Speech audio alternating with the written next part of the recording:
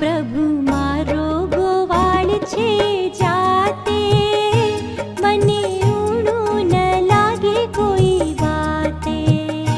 પ્રભુ મારો ગોવાળ છે જાતે, મને ઊણું ન લાગે કોઈ વાતે.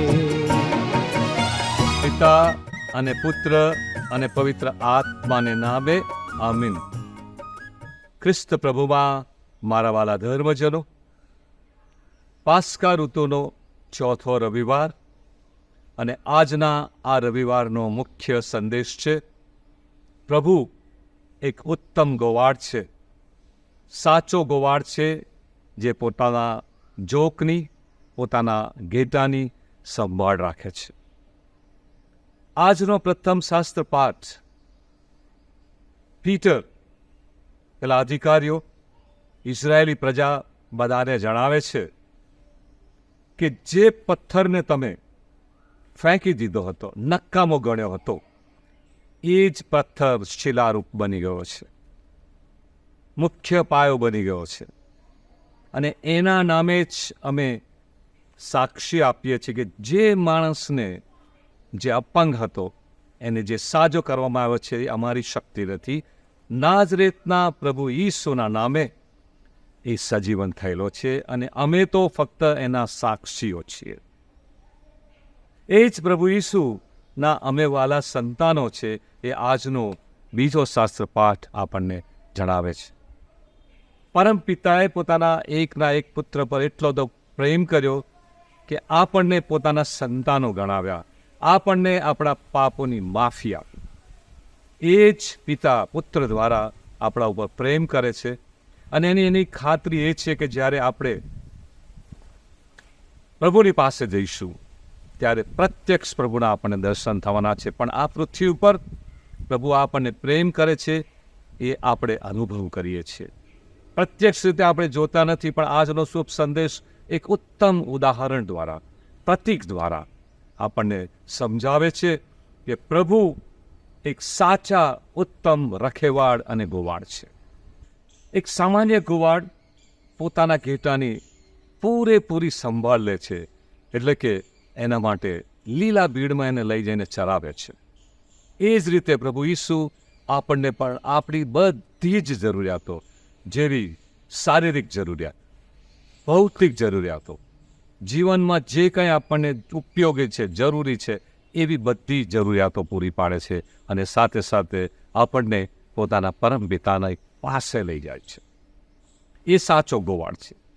એ જ ગોવાળનું બીજું લક્ષણ છે કે એ ગોવાળ એ આપણા માટે, આપણા પાપો માટે, આપણી મુક્તિ અને આપણા તારણ માટે, એ ગોવાળે આપણા માટે પોતાના પ્રાણ પાથરેલા છે. પ્રભુ ઈસુ સાચા ગોવાળ છે અને એ ગોવાળ આજના આ રવિવારે આપણને પ્રશ્ન કરે છે કે સાચા ગોવાળ એટલે કોણ? સાચા ગોવાળ એટલે શું? અને સાચા ગોવાળની ફરજ કે જવાબદારીઓ કઈ છે? તો એ પોતે જ આદર્શ છે કે હું મારા ઘેટાને ઓળખું છું, હું મારા ઘેટાની ચાકરી રાખું છું, સેવા કરું છું, હું મારા ઘેટાની સંભાળ રાખું છું, હું મારા ઘેટાને સમજું છું. અને આ જ પ્રભુ ઈસુ એક કુટુંબમાં જ્યારે સાથે છીએ, સમાજમાં સાથે છીએ, સોસાયટીઓમાં બધા ભેગા છીએ, ત્યારે આ પ્રશ્નો એક ગોવાળ તરીકેના આપણને કહે છે. તો આવો સૌ પ્રથમ આપણો પોતાના કુટુંબનો વિચાર કરીએ. પ્રભુ ઈસુની જેમ હું એક સાચો ગોવાળ છું કે જેઓ બધાની, નાનાથી માંડીને મોટા બધાની સંભાળ રાખે છે, પ્રેમ કરે છે, એ બધાનું હિત ઈચ્છે છે, હંમેશા પોતાના સમયના ભોગે પણ એ બીજાને માટે કંઈ પણ કાર્ય કરવા તૈયાર હોય છે. એ જ પ્રભુ ઈસુ આપણા માટે મોટામાં મોટું અને ઉત્તમ ઉદાહરણ છે. હું શું કરું છું? ગોવાળના પ્રતીક તરીકે મારામાં કઈ લાયકાત છે?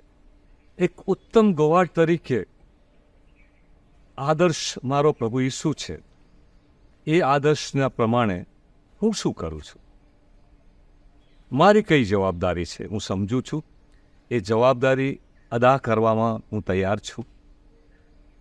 મારા કુટુંબની જવાબદારી છે, મારી પત્નીની જવાબદારી છે, પત્નીની પતિની જવાબદારી છે, વડીલો છે, વૃદ્ધોની છે જવાબદારી છે.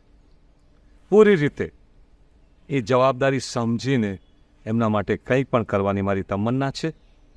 હું મારો સમયનો ભોગ આપું છું કે પછી મારો અંગત સ્વાર્થ, મારો મોજ શોખ, ઇવન મોટાભાગનો મારો સમય હું મોબાઈલમાં ગાળું છું.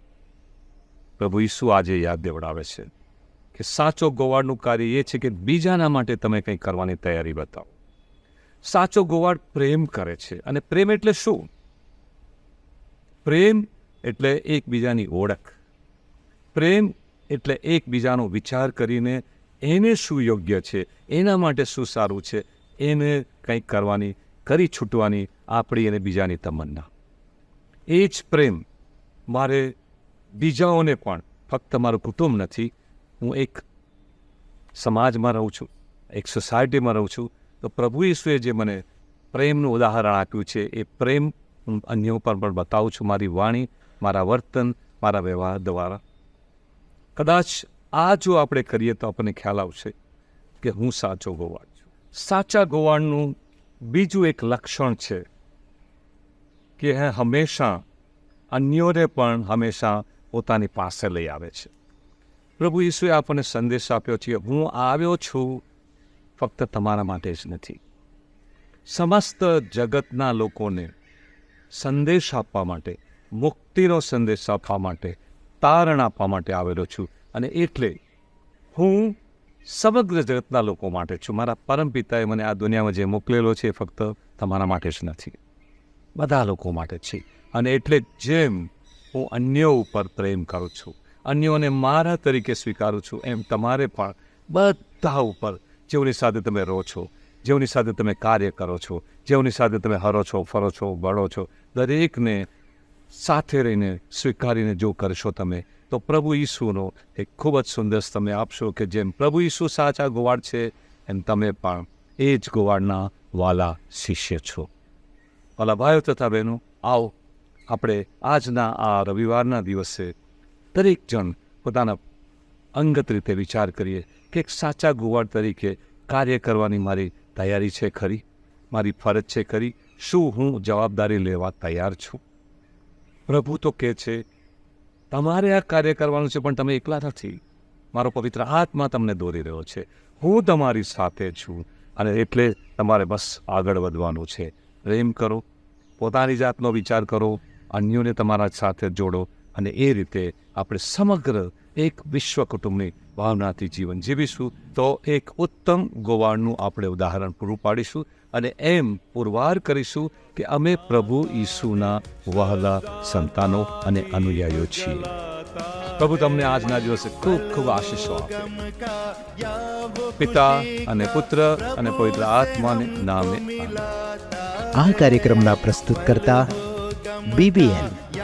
વહાલા શ્રદ્ધાળુઓ, બીબીએન અને બીબીએનની જે કંઈ ઓડિયો વિડિયો સેવાઓમાં જે મધુર ગીતોનો ઉપયોગ કરવામાં આવે છે, તેના સર્જકો, તેના સંગીતકારો તથા તેના રજૂઆતકર્તાઓનો બીબીએન હૃદયપૂર્વક આભાર માને છે. हमारा प्यारा बीबीएन.